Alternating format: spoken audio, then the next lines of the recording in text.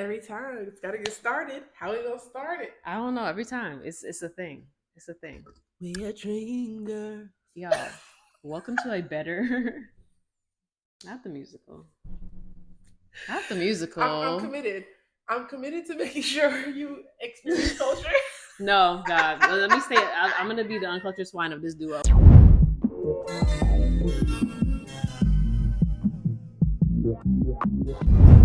We back. We're back. This is episode 2. This is episode 2. We're very, very excited to be here. We are thrilled about the feedback we've been getting. Yeah. Keep giving it to us, guys. We enjoy it. We want more. It. All feedback is good feedback. Obviously, we are learning as we go. Yeah. We getting everything together. Hopefully the audio in this video and the audio in this episode. There we go. Is better. We not and shuffled it and doing all the okay. So because what we can't do is change who I am. I definitely move too much. Okay, I'm definitely dramatic. Listen, I'm talking, but that's okay. We want SK to be shaking. as authentic as possible. So at the end of the day, we're gonna adapt. So that it works. That's what we're doing. This is us adapting. Happy to. So since this is episode 2, we always are starting every single episode with a little bit of gratitude, a little bit of good vibes only. So tell me what's hella good. What happened that is, or what's happening? That's hella good for you. Okay. Carlee Russell is safe. Hella good. That's hella good. She's safe. Yeah. If anybody was confused about how we feel about that, that's hella good. Right. Because at the end of the day, yeah, she was potentially missing. And that's serious. And anytime somebody, especially a Black woman, which doesn't happen often that they're found or even looked for, really. Right. So even, I may be taking us too far down to this topic already, but even the idea that she was only found because she lied. Was y'all even actually looking? Like, was there any actual evidence that you guys are putting in all of these dollars? We have the receipts of all of the millions y'all invested to find that submarine. In the middle. Quickly. We had that money quick. They blinked and they was like, fine. Hey, swipe my Amex. Only have this much time. Go. Swipe my Amex real quick. To hear that Carlee created this elaborate plan to manipulate a situation, like I don't want to say force a reaction or to force a personal scenario. Really just has me thinking about so many things. Partially, I'm like, she's not alone. It's crazy for me to see all these Black women on the internet talking shit when I know that people have done all kinds of crazy stuff behind men who are not even good for you. Like, if you got to do all of it, you're not worth it. We know this, and yet we know people. We can get on the same Beyonce's internet, and we can find people busting out car windows. We can see people trying to stab people. We can see people trying to hit people with their cars. That's so true. Running in, busting doors open, all reactionary, because of a relationship that you're in that you feel deep. I understand. I understand the desire. Don't get me wrong. My wife knows. I definitely understand the desire to be reactionary about your person. Okay, that's as far as I'm elaborating. Because obviously we solid. Ain't no strippers. Whatever Carlee is going through is her business. Right. But what I do know is that people definitely respond quick, and the problem, even I'm biting my own tongue, is because she didn't respond quickly. She really planned a lot of work. Oh yeah, a lot of effort went into this. Oh yeah, a lot of planning. The wig was left behind, like she said. My nigga left the car running. Why'd you leave the wig? I think she wanted it to look like she was snatched. Just snatched. Like they try to grab her and realize it was a wig, and they're like, "What is that shit off of me?" Why did she have to leave that wig? And they just threw it. And she wanted them to know what kind of struggle she endured. Because it's what she endured emotionally. Okay, that's how she felt. She was like, "I need this scene to reflect what is actually happening in my life." Like, I feel snatched. I just know she was like, I was like, "Here you go." I'm like, write it down. And we can only laugh now because she's safe. That's only laugh now because she's safe. Let me tell you, one of the best things I love about being Black and being a Black person is that we will find a way to find humor through it all. I might have a lot of issue with niggas talking shit about Carlee and being like, this is why we don't believe, and this is what she did, and this is her life about to really fall apart. She got fired. This is what all of that stuff I have issue with. Right. Listen, the Jussie versus Carlee versus poster. That is where the humor starts. Okay, that's where my anger stops and the humor begins because there's so many why are we so funny as people? I love how quickly Black creators were just able to just. Somebody said her line name was First 48. No, I said no. See what I mean? How did Kevin Hart know that in 10 years somebody was going to need that stand-up clip? Like a baby was on the freeway. That's just hilarious. Listen, people are literally just able to stitch Kevin Hart over. Perfect. We're a funny people. Listen, if I were her, she is. I would do some. Whatever you about to say, she's sad. Whatever she's going through, my sweet girl is sad, and I feel for her. Listen, it's because I think she thought it would have been a deal, but not to the extent. I think once she realized that once she throw a toddler in there. No, once she threw the police in. Why didn't she just... But you can't go missing without the police. But from what I understand, but they didn't even put up they didn't even put up like an Amber, like nothing happened. You did this, but like that was not the impactful part. Your boyfriend still had to get it on search party. Niggas still had to rally the internet. Yeah. We had to still put on for you. Yo. So it really is like... Yeah, no, you really just wasted a lot of resources. What? Girl. And from what I understand, she called the police, talked about that. Yeah. I don't know in what world, when you talk about something that traumatic, that the police operator would get off the phone with you, but dispatch hung up. Then she called somebody else. Like, she was able to call someone else and stage it. Like, no. Like, somebody else was able to, like, hear her getting snapped. That's what I did. It's weird. Why did you just start on the second call? Listen, but who was... Did you call the mayor? I don't know. Who was it? Who had more proof? I think the homie. No, I think it was like she just needed to call somebody else. So it's like proof. But how you get on the phone? You just hold on. Skin pulled. You're like, yeah. I heard though. Phone left. Car running. Then I heard when she was found because she escaped her kidnappers. She was walking home, right? And everybody got a Ring doorbell these days, right? So she was walking home. Everybody has a Ring doorbell, so they're catching her the further away she gets from her parents' house. Right? She's getting closer and closer to her parents' house. Now she starts running and screaming, "Help! I would pay top dollar to see that video because I just know I just want to see the theatrics." When the strike is over, someone better call. I need it bad. I don't want to see it. Imagine walking half a mile, just regular, like everything's fine. You texting and then or whatever, and then you're like, right, time to perform. Time to perform, and you're like, It's not hard to imagine. It's not hard to imagine. I've heard my mama coming in the driveway and them tears started up. Like, let me get myself together. Whatever. Let me already be sad because I know the report card is in the mail, and I don't even know I'm already dealing with it. The report card's in the mail. Why do we live the same life? Why do we live the same life? Yeah, one year my dad really got me because I got home, took that shit out the mailbox. But he came home at lunch, saw it in the mailbox, and left it in there. And then came home. Like, did you guys get it? I was like, no, I don't check the mail. Bro, one time it was, what was it? It was not worth it. It was like, what was this? Swine flu? Yeah, I remember those something like that. Progress reports came out, and me and my brother were like, "Nah, we're not doing this today. we're not doing this. We were like, oh yeah, because swine flu, they delayed the progress report. Oh yeah. My mom called the school. Oh no, why because you were so pressed to know? Because she like they making y'all go to school, but the swine school is still keeping you in attendance, but they go whatever. We were so young and dumb. We didn't. No, nothing at all ever. We want to know from you guys. Yeah. So kind of circling back on the Carlee Russell situation. Name a time that you've either acted outside of who you are to get someone back, to keep someone around, or someone's acted out of, character for themselves to keep you around. We'd love to hear. I'm very interested. I am too, because honestly, we were both talking about this and we're like, we haven't necessarily gone this step where it's like, I'm not going around busting nobody's windows. I'm not keying your car. No. If it's not working out, it's not working out. And like, sad to say, but we're not doing that. No, I'm not. I'm definitely not doing anything manipulative, or like dangerous or violent.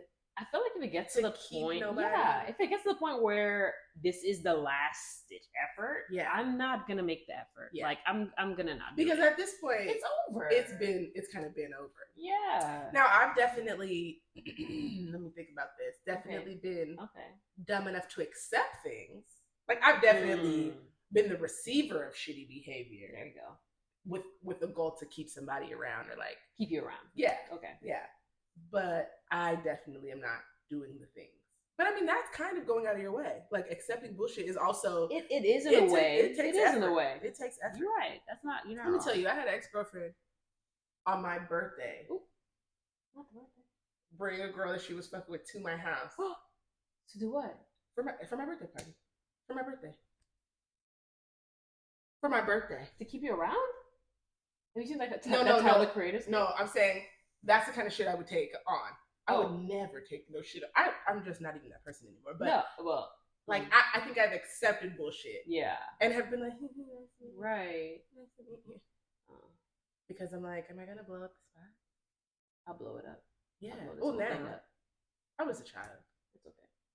There's so much you've grown now. I've taken as a child. Yeah. To maintain. Right. You just want to keep. Yeah. You know, everybody happy. Yeah. Not no more. No. I'm roughing everything up. No, all the time, yeah. Yeah. About anything. It don't take much. And it doesn't even have to be, it's just going to be rough for you. It's not even rough for me. No. At this point, we're here now. I'm just here to talk about it. We're here now. I'm just here to talk through what I'm feeling. Yeah, no, I mean, I think that's really it. It's like, if you've gone out of character, or maybe it's in character for some people, who knows, to make sure that you made your relationship work, whatever that means. Like, some people, for the heterosexuals, fake a pregnancy. Some people fake an illness. Yeah. Some people will fake a lot of different things just so that you get that sympathy. Or no, I've had people do these things. Not the pregnancy. Well, but imagine I'm not the pappy. Could you? It's not me. It was can't be high quality, but it doesn't. I don't think that's. I'm not messing with you. I don't know. I'm not messing with you. Like anybody that is going through all. I mean, don't get me wrong. There are some people who actually have a real depression and feel like their partner leaving them is going to be the end of the world. Yeah. And other times it's just gaslighting. It's just pure intentional manipulation of like, I'm going to sob. I've had a girl throw herself down, spit and snot. Hold on to my coat, like, bitch, you've been cheating on me. It's always like that, though. I thought you don't even like me.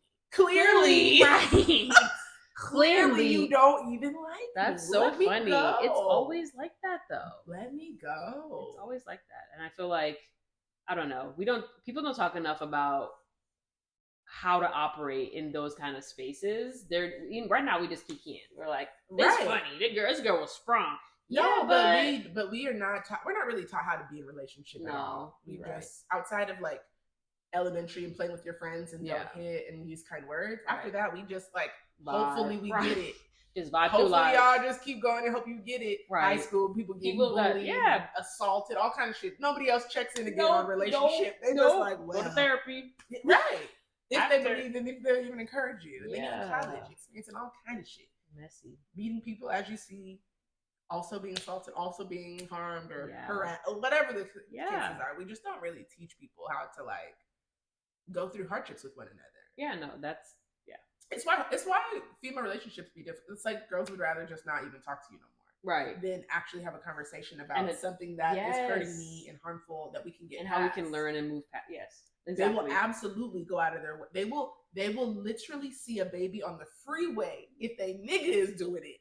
But we have no way to communicate with platonic friends about how to get on the right track when you've hurt my feelings or when you've broken my heart or whatever. Yeah. Or even crazy. Like any kind of coping mechanisms. So like if something is happening, like if someone has decided not to continue the relationship anymore and you want to continue it, figure out a way to cope with the fact that someone doesn't want to be with you. Correct. It is okay. Everybody you're gonna live.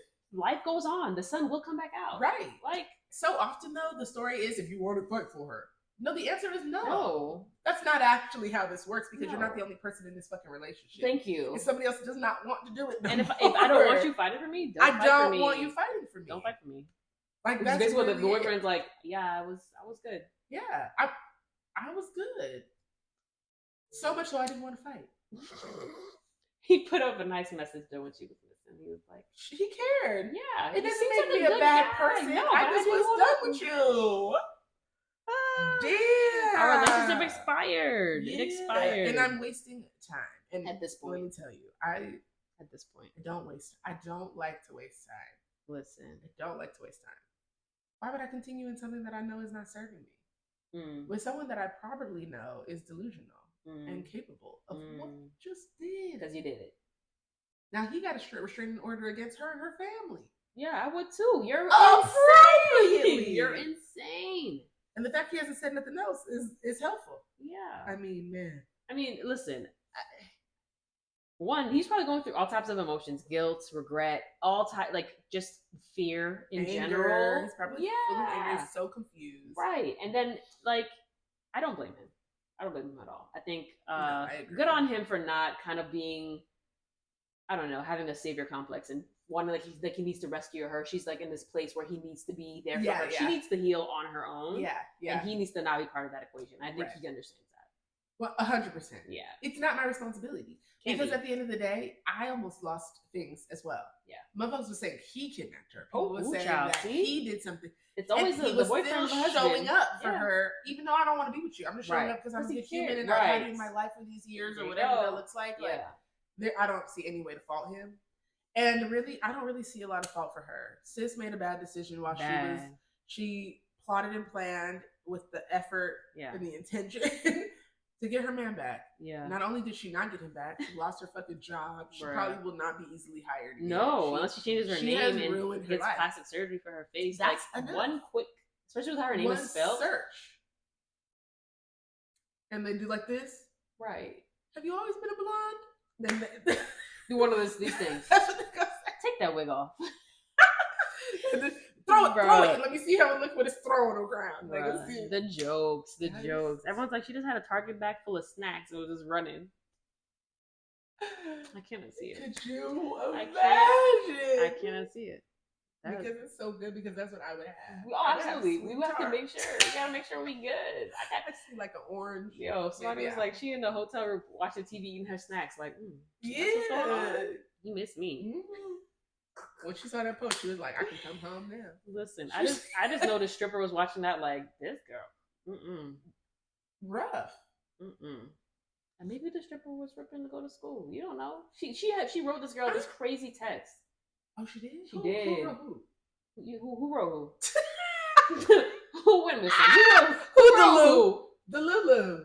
So wait, what? She wrote the stripper? Yeah, she was like, you would never be me. I don't like you would never amount to anything. Like it was lengthy, and that girl was reading her for Phil, and I was just like, Carlee was reading the girl. Yeah, but you know how it was. She didn't think these things were gonna come out once she faked her disappearance. No. Girl, that police department said, "Get the plunger. I'm pulling up all the old shit." Of course. Okay, and they would rather spend $200 looking through your text messages than $1 million trying to find you. Right? They like, look, I'd rather just prove that she's lying. Than try. And they're like, okay, here are Google searches. How much is the Amber Alert? Age limit for Amber Alert.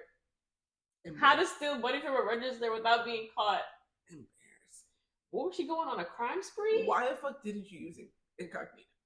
No, but she did it at work. She did that. So they did her work computer too. Not that the government can't find the incognito. I'm sure they don't need nothing, but I was just like, did you even try? Why didn't you do incognito? Why didn't you do it? I never use that page. My Lynn hates it. She's like, Lindsay, use the private tab. And I'm just like, for what? Why? It's my phone. It doesn't matter. Everyone should use the private tab is what I know. I'm joking. Yo, the ones who got kids get it. All right.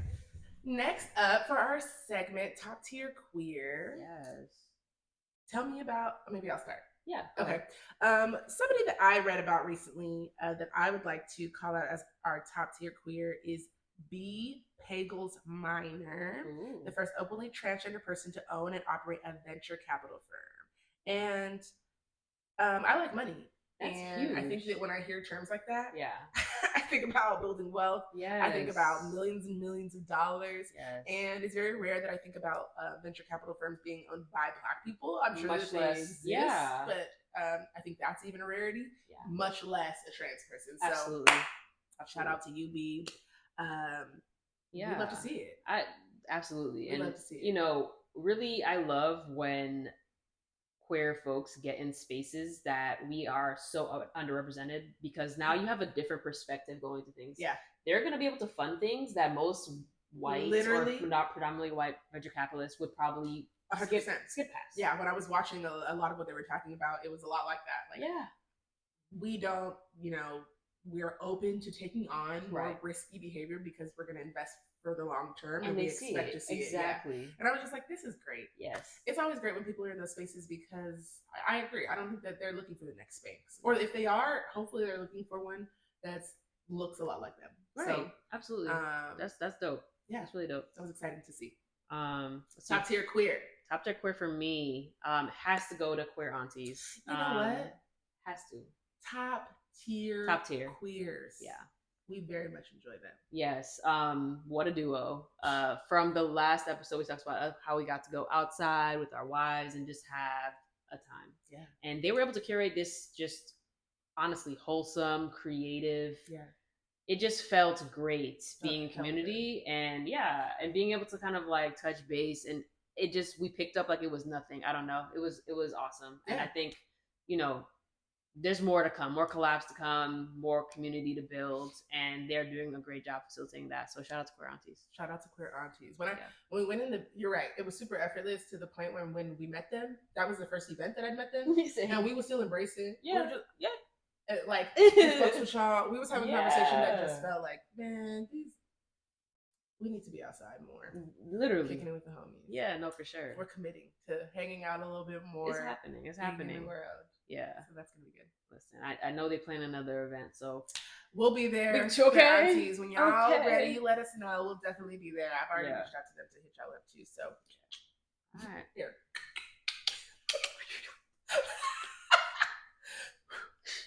Okay. Stupid. Take that ASMR. Shit. All right, y'all. So we're switching to our next segment called Community Board. Community Board is where we take the questions that we've received from social media and we post them here. We have an open conversation about them. Yeah. Usually we can fit a couple, but I think I got one really good question that breaks down a couple different questions. Right. And it felt like a good one. So, question. How does it feel to be the breadwinner in your relationship? Two-part, especially as a lesbian who presents feminine. All right, so this question is for SK. We can both answer. Yeah. Guess not. Wouldn't it be SK? Wasn't a sniffle in there? Let me get it out. Okay. The S is for sniffle, if y'all didn't know. I don't know what you thought it was. Right. It's definitely for sinus. It's not, girl. Oh. How does it feel to be the breadwinner? I am very, very naturally a provider. So it feels wrong when I am not working to take care of my family. Breadwinner assumes that I got it. I don't know why. I don't know. No, breadwinner assumes that you bring home the bread. You bring bread. Okay. That's all it is. Okay. If that's all it is, then that is you. Yes, I am the breadwinner in my family. Yeah. For somebody who presents feminine, I think it's one of those things. It's not something you really think about until you have to think about it. It's when people assume that I have a husband at home who takes care of me. It's when people assume that my wife also, I don't know, does all of the home things then. It's like you go to work, so she must cook and clean. Yeah. And that's just also not true. Also not very true. So I think that we just have a lot of, we're conditioned to see the home life a very certain way. Mm-hmm. And my life is not conventional in that way. I feel proud to be a breadwinner. I feel proud to take care of my family. I feel like it is what I'm meant to do. Yeah. I think that also is something. I feel like when I look at my life as it is, it feels right. And when I think about if I'd married a man or somebody else, that I don't know that I would feel good just kind of being at home all day. So I think I'm in the right lane. Like that. I feel proud. I feel good. I think that the only time me being feminine presenting even comes up is when people just assume that I'm straight, or and I'm constantly coming out. I'm like, no, look like this, but I also have this. Right. And so that is the only time where I'm even kind of thinking like that. Yeah, no, I could see that. For me, what about you, breadwinner? In the real sense of the word. First of all, I would say in the real sense, in a real way. Listen, so here's the thing. I was the breadwinner for the majority of our relationship, just based off of the field I went into. Like, I came out of college already making a certain amount. Okay. It was just I chose right. I didn't major in like women's studies or something. Right. Like, I just sorry to anybody who's in women's studies. Hold it down. My degree was in English. Hold it down. So okay, this is one of those things. So whatever. Listen, but yeah, so I chose a path that kind of allowed me to get introduced to a certain amount of money earlier on. Yeah. Whereas Asia, she had to get her master's and stuff like that to get to that next level. Yeah. Just based off of the field that she's in. Her degree's in criminal justice, but she's like into like victim services and things like that, domestic violence, all that stuff.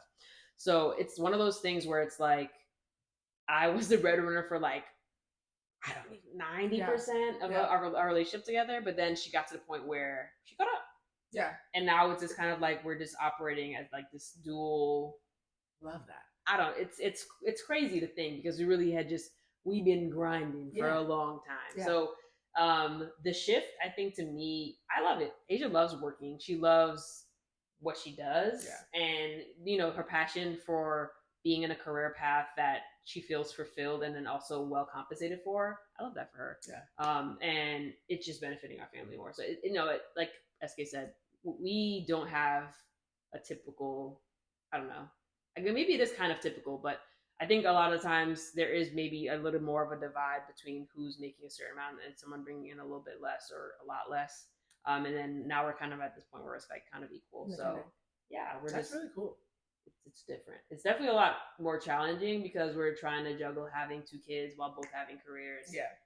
It's just hard. Yeah. But, plus trying to, all the things you try to do, be a well-rounded person, be a good parent, like be a good partner, record a podcast. Yeah, like, shout out to the wives holding it down, y'all. For us to be able to be here for the time we have to be here, they really have to just be at home with kids. With 2 of them each.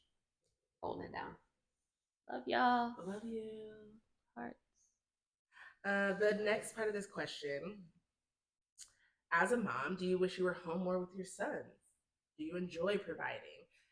I think I already said that I do enjoy providing. I do enjoy providing. I think that I am set up really for success. Mm-hmm. Like that is just my makeup. And this is maybe off to the left a little bit. Did you ever watch Red Table Talk? Yes.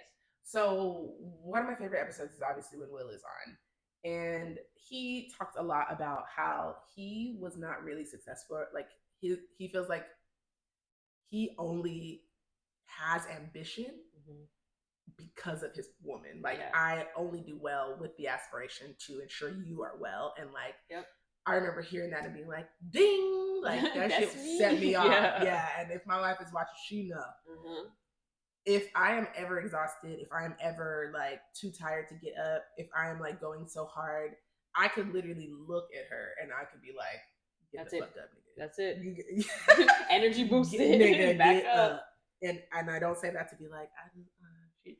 But that is my nigga, and I'm not ever gonna do anything that puts her in a space to fail. Aww. Like since the day that I met her, like her, I grew up a little bit, whatever. But she's got a lawyer dad and a nurse mom. Like she's from a very kind of affluent area in Sacramento. When I met Mylin, she was living a very different life than I was living, and love has encouraged her to take steps that she probably wouldn't have to take if she was with a man who would have just been, from Howard and fucking had a engineering job and would have got her set up in the ways that like marry a queer creative, right? Bet on love, right? Bet on love. Stick with us, And so I've always been extremely clear that I am taking on a family that I need to intentionally provide for. Yeah. A life that she's probably very comfortable and used to. Yeah. And there have been a lot of times where my wife has had to settle over the years. And so it's just been extremely important to me that those moments are always fucking temporary, that they have a time frame on them, and that I very clearly can see what is next for her. And once we had kids, that shit just like, you know, it like was it just like set me off of this boomerang kind of. And so yes, I enjoy providing, but even when I don't enjoy providing, I enjoy my wife.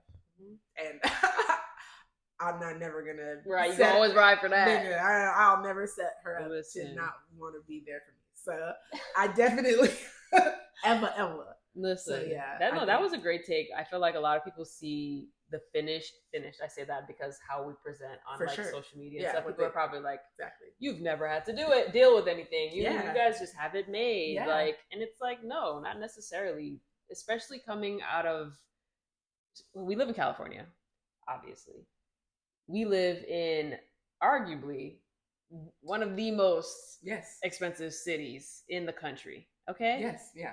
And to be in a women relationship, your earning potential is automatically reduced. You already automatically brought down. Black woman.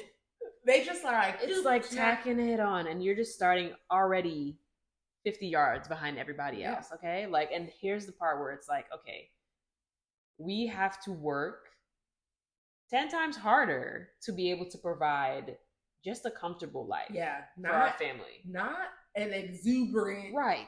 We're not flying out to Turks every other weekend. No. We not No. But just to live a comfortable life, we already have to work that much harder. So I think it's great perspective, kind of, you know, saying how Mylene had to settle. Yeah, we've also had to, like, when we first moved to LA, like, I was the only one working because the reason why we moved to LA is because I got a job. So it's like one of those things where it's like, we were just like, all right, we're going to have plenty of nights where it's going to be cereal for dinner. Like, you know, one of those things. And it's like, people don't understand that when you're in a marriage and when you get to that point that everything's a season. Everything's a season. You're going to get through it. You're going to get past it, and you're going to be better and stronger in your relationship because of it. So long as that's your focus. Yeah. So long as that's your goal. A lot of people can hit these circumstances and it can be the reason that the relationship doesn't work out. But I think I'm entering these circumstances with the intent for my relationship to stay. You know what I mean? Well, I mean, also at the same time though, it's like, if your mindset isn't longevity in your relationship, then anything. Right. And it's like, correct. Yeah. You know, you have to be, how you go about your day to day has to be somewhat mindful of, okay, this may be a hard season right now. This may be a hard season for the next couple of years. Mm-hmm. But on that third year, we're going to be looking all right. We're going to be feeling all right. We're going to look back and be like, wow, remember that? I definitely think Mylene has had a lot of talks, a lot of moments where I'm like, but by this day. Right. But by this day, you know, like I've done a lot of that over the years. Yeah. And I think early on it used to stress her out. But I think, you know, time and time again, we get up and we stand up, you show up. And then we get that confidence about it. So even when we have that setback, there's not, you know, it's just like, oh, we've done this. We've seen this shit before. Done it before. Yeah. Been there before. Exactly how, got over this before. Yeah. And by ourselves, you know. Right. That's the other thing, is like being queer doesn't really give you a lot of resources. No. A lot of family that you can ask on, you know, lean on, a lot of that. So you're also dealing with people and their personal feelings about your relationship while you are handling real life scenarios, real finance, you know. So I think that we said all that to say, yes, we enjoy providing for our families. Yeah. And do I wish I was home more? Yeah. I wish I was home more, but I don't necessarily think that means like I wish that I was full time with my kids or anything like that. I think that we have a very clear divide where Mylene excels, and even still, if anybody follows, like, yes, my kids are a lot, and it's a lot to deal with. 2 kids all day long trying to get work done, and so, but even where her patience is depleted, I think that's where mine barely is, you know, starting. I've depleted so much quicker. Yeah. She's got the capacity. Yeah. She's got the patience. She's got the kindness. You know what I mean? She's got the language. Yeah. She's got the breath techniques. You know what I'm saying? She'll calm herself down. Her and Lennox, now Lennox starts a tantrum. He knows, he blows a candle out. He calms himself. Not me. I watched my kid for a weekend. Mylene came back then, he was saying, fuck. Damn it. Okay? Let me tell you. What I'm saying is, that's so funny. What I'm saying is, we have our spaces where we succeed. And like I was saying at the beginning, like, people typically assume that like that also means she cooks and cleans. The answer is no. I call it my second shift. I work all day, and I go home and I kiss my babies and I get her set up, and then I clean my house and I make my kids dinner and I make, you know what I'm saying? Like, yes, we're a team, dope. But I don't think that there is really a salary that could be put on being a mom all day. No. It just doesn't stop. But I love that you come home and then immediately relieve. Yeah. I love that, because I feel like a lot of other relationships, maybe it's if someone is at home, the expectation is all home things fall to that person. Yeah. And if I'm outside, when I get home, I'm gonna put my feet up because I was exhausted. Right. Yeah. When it's more so your partner needs just so much time to decompress. Yeah. Like, that's the reality. It really is. It really is. Listen, and this is for everybody who thinks relationships are 50-50. They're not. No, they are not, and they have never been. No, and they can't be. They cannot. Everybody's not always operating at that capacity. Like, sometimes you only got 10 to give. Yeah. And you can get a good 10. Yeah. And then you got somebody, your partner has to do that 90. And that's the reality of it. It really is. And you need to be able to communicate that and tap in and say, like, no. And that took time. I've been married 8 years. Like, maybe in the last 4 years, I have been able to very consciously and intentionally be like, the way that my anxiety is creeping up, I think if anybody else says anything to me, I'm going to explode. I'm going to go outside. And just like that, she heard and she's like, snatch the kids away, right? Like, it's just, we need to be able, and same for her. She's like, I'm leaving. Yep. Noted. Okay. Noted. Soon. Let me, and then you jump into a space where you need to kind of relieve that person. Nobody ever wants the life that you live or the life that you build together to fall on one person. No. And it shouldn't. It should always be a balance. Yeah. It doesn't matter what that balance looks like. It can be 70-30, it can be 25, whatever, 75, but it should always be a balance. And sometimes also, together you won't have that 100%. Sometimes she's at right. Yeah, I was about to say, sometimes you're at 10 and she at 15, and together y'all just getting what y'all getting. No, truly. And that is even the space to communicate. Mm-hmm. I'm looking like, the niggas is eating cereal for dinner. Listen, I want you to know. I thought I was capable. I know I made a menu on Sunday. It's an oatmeal night. It's an oatmeal night. That's what it like, and you just gotta know. Him to eat pancakes because at this point, I don't got nothing else in me. I'm depleted. Yeah, that laundry can wait. Yep. We'll rinse the dishes. I think it's so important in a relationship to be able to articulate and just communicate that we both done. Yeah. And I think whatever it is that we're trying to prioritize right now, unless it's like do or die, unless somebody's gonna be there, it's gonna be there tomorrow. We have to call it. It's gonna be there tomorrow. We need to reset. We have to. Yeah. And sometimes it's worth it. All the time, it's worth it. Yeah. All the time. The next part of this question is: will my Lynn work again when the boys get bigger? And then, does my Lynn treat you out to nails or dinner at times? These are both great questions. Yeah. And obviously not just my Lynn is my wife, obviously, but just not my Lynn, Asia too. Yeah. The first part was, will she work again when they're older? In a perfect world, so to be clear, my wife does work. Thank you. Yeah. To be clear, I am a veteran. I do go out and work on big things, but she definitely, the checks that come from this influencer shit are not checks. They are very real checks. They are very real. They produce lots of things for our family and our kids and all of that. So if y'all follow her, hit a link, right? Hit one of the ads or whatever that looks like, right? Like that is still a very real income for us. Mm-hmm. And so my wife does work. Do I ever want my wife to go back to a corporation or back into corporate or like start a career where she's working 9 to 5 for a 401k and health benefits? No, the answer is no. Yeah. In a perfect world, she would not ever need to do that. Right. Will it ever happen? I don't know. Right. I live a very fluctuating life. Yeah, anything could happen. Look at we could be in red hoods in a couple years. Okay, this could literally be Handmaid's Tale. We're taking it day to day. You're right. We are out of. It's not in our control what happens in the world. It isn't at this point. At this point, we just vibing. You know what I'm saying? So if it was up to me, the answer is no. In a perfect world, she'd be able to continue to create content. My kids would be able to be homeschooled. Yeah. My wife, credit shy, I have a master's degree in psychology, and so I think that my kids are in a good space to be raised in the way that she has. That's why she has that patience. It's why she's capable. It's why she used to be a substitute teacher for like 4th grade. It's not a life I could ever lead, ever. You know what I'm saying? So she's just in a space where being at home and creating an educational space for them that is flexible and tangible, like all of those things is really important to her. Yeah. And I can't even sit at the park with them for 30 minutes. It's just not in me. I keep it light. I do. Yeah. I'm at the park I'll be here. Is it time? Yeah. Do I chase them? Yeah. So that's funny. In a perfect world, no. But yes, right? She'd be doing the things that she wants to do. And that would make her money. My wife is an artist, so there's other things that would continue to make money for us that she would do that would not require her to go get a 9 to 5. Has Mylin ever wanted that path? Ever? A 9 to 5? Yeah. No, when I met Mylin, and we didn't know that we were going to be together. Okay. I remember being like, off her. Because she would be talking about how when she gets married, she's not even going to use that master's degree. My husband would never make me work. I'm going to stay home. I'm going to do this. Oh, snap. And I remember being like, yuck.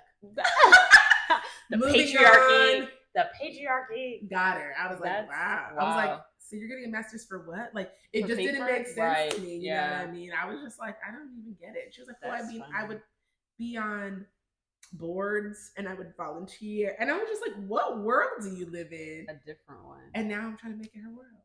Now I'm like, girl, you don't gotta do nothing. Yeah. Now I'm like, look, if I can make it happen, go on and sit on the board. Right. Whatever the community. Yeah. But she's like, that's how her mom was too though. Big PTA mom at every single thing, like in the community. She's still a part of like 10 different organizations. Wow. That's not what my mom worked. My mom commuted. Same. She worked at 9 to 5. She got that 401k. Yeah. She got home late. She was not at your basketball games. I got things to do. Right. And I think it rubbed off on me. You know? Yeah, no, listen. Yeah, I think immigrant kids are a little different. They might eat a little different. We build a little different. We know that there's nobody's here to save you. Yeah, no. Nobody's you gotta here to save yourself. You gotta create your own reality. If you want something, you gotta go out and get it and do it. The reality is like not even me. Like my mom is like not. We even suffer, right? Like we're here trying to create this new life so you can go and do it. You know what I mean? Yeah. And so it's like I've always been like that. Yeah. Ready to make it happen. Listen, that's reality. I've been working since I can get a work permit. Yeah. Since I could. Worked at me. I was thinking about it. I was like, I've worked so many different jobs and lived so many different lives. Job comparison, go. Ooh, okay. Where do you want to start? Macy's? Yeah. Department? Because I was slinging comforters. Okay, I was Express. Ooh, in the mall. I worked at Express in college. Okay. By the time I got to college, I was at Forever 21 in H&M. I got to Dick's Sporting Goods after that. Before both of those, though, I was at Geometry. That's one thing I've never done. I've never done food service, but retail. Oh, honey, I'll retail it out. Dick's Sporting Goods, Express, West Macy's, Forever, H&M, all of them. Yeah. Then I just kind of got jobs on campus. Yep, me too. And then I was in the student loan. That's it. I was calling people who had 1.2 GPAs, being like, "You need to touch base with your academic advisor now." That is so funny. It's so fun. Like if it was a coin to be had, I'm gonna go get it. I'm gonna find a way to get it. And then I was doing tattoos on the side. I just can't even believe it. Are you ready to give me one? Imagine if this gets to 500 likes. Right now, if this audio, what the fuck is it? If this episode gets 500 likes in, give it a time frame, a month. Oh, I was gonna say 2 weeks. You think I'll get there in a month? You trying to come? I want to tattoo you. I'm playing. I want to get tatted. Me too. I'm down. So bad. I'm down. I'm terrified that you would do it. But I trust you, as you can see. Got you. But yeah, listen. One thing about it, we're gonna go chase a bag. We're gonna go chase a bag. Yeah. Wherever it's at, I definitely am gonna get it. Shout out to I even think about like the time when I finally like kind of left accounting and went into design, and then I kind of got with this company. I was like, I'm not staying here. I think 2 weeks. Yeah. And had left my like accounting job, like the job that was taking care of us, and I was like, I'm gonna go do this thing. And then I went to do it 2 weeks in. I was like, no, y'all can fly me home. Yeah, fuck that. Yeah. I was out of there. After that, I think I hit the ground running. That was probably the most like LA I've ever been. I was constantly on Craigslist, constantly on like, where can I be? I was doing set design. I will organize your house. I will be a production assistant. I was literally anywhere and everywhere all the time to make a buck and get a credit. Listen. Could you imagine? You did. We did something. Gotta do it. We did something. Gotta do it. Listen, you don't get to this point in life by sitting on your hands and just hoping something falls in your lap. No. You really gotta go get it. Yeah. The life you want anyway. Oh, absolutely. That's why you can definitely do that. And you'll get a check. Eventually. And you'll like work or not. And you'll do your things. But like to get a life you want, you gotta go out. You have to go and put certain things in place so that the life you want can happen. Yeah. Does my Lynn treat you out to nails or dinner at times? Does Asia treat you to nails? First of all, for the first time I ever got my nails like done, like with paint and stuff, my 30th birthday, and she did treat me. And my 30th birthday, she literally walked me through the whole thing. That was the first time you'd ever got your nails done? Ever. For you want to see my cuticles right now? Don't look at them. Let me see. Tell me what you're doing with it. What do you mean? Rubbing rocks on them? What makes you do that? That's how they grow. It's just like that. Don't look at the thumb. Look at this one. This is terrible. Anyways, I'm trying to figure out how that's not bleeding. Like it's splitting down. Let it catch on a good sweater. Don't let it. And then it unravels my whole body. Zip me. Unzip me. Yeah. Yeah. No. So yeah, I think that's probably one of Asia's like love languages. She loves like because I am always like, I'm gonna get you this. I'm gonna buy this for you. And then I just buy her stuff all the time. So it's like, for me, I just love. It's always been that way. Like since we've been together, I love getting her stuff. I love surprising her with stuff. I love her reactions. And I don't really get for myself a lot. Yeah. So when she does, she like loves it. How like funny. It's like her favorite thing, and I don't mind it either. That's so good. So both of your love languages is gift giving. One of them. Yeah. That's so funny. One of mine is definitely gift giving. It is not one of my Lynn's, but I realized that she's an experienced person. She's a physical touch and a quality time person. Is that the two things? But what I realized is that you give your love the way you want to receive it. Is what I learned is like the way that your love language, you're giving that, but that might not be what that person actually wants. Sense. I mean, the amounts of gifts I was throwing at her. I mean, when we first started dating, I literally called it a month anniversary. Me too. Oh my god, why are we the same? Why are you being so weird? What? We didn't even know each other. You couldn't have been saying that. Month anniversary? Absolutely. Do you hear this? And then it got to the point where it was like, okay, 6 months in, I'm like, all right, I'm gonna chill for a year. Oh, I was gonna say, please don't tell me what you call 6 months. This 6 months. The name on me 6 months in.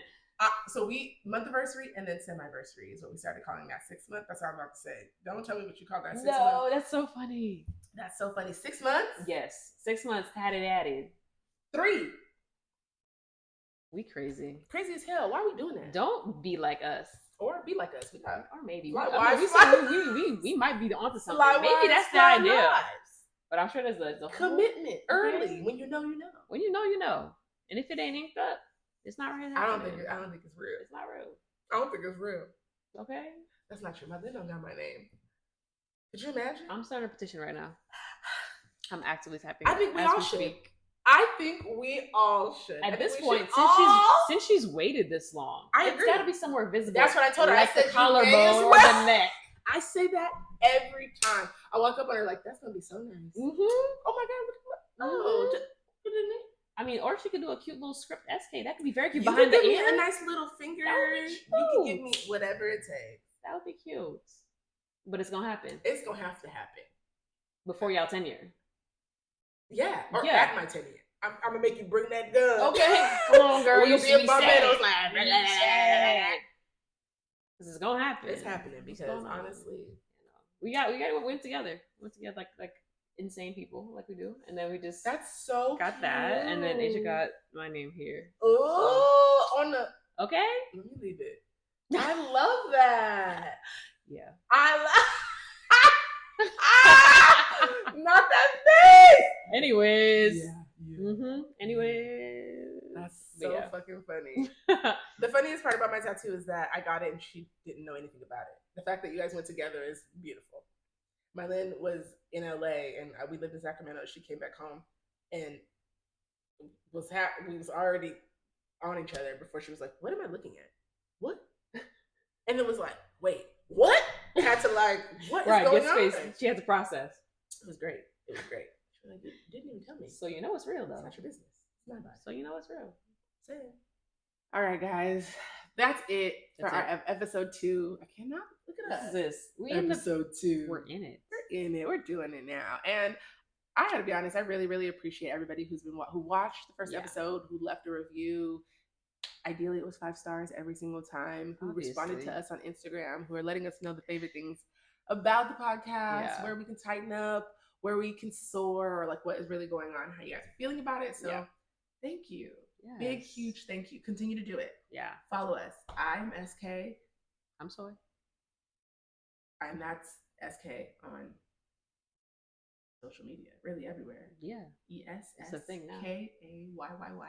And I'm Soy Boogie on Instagram, Threads, you know the deal. Yeah, so be sure to comment down below, answer some of the questions that we asked throughout this episode.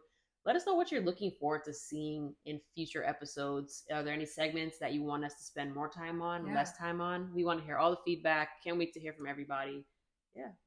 I'm going to make a highlight community board. You guys come over, leave us questions. Just drop your questions right into the story so we can see them. We'll keep them and we will answer them here on the podcast. If you are not already following our Instagram, it's Hella Good Pod, P-O-D, in case you can't spell pod. Right.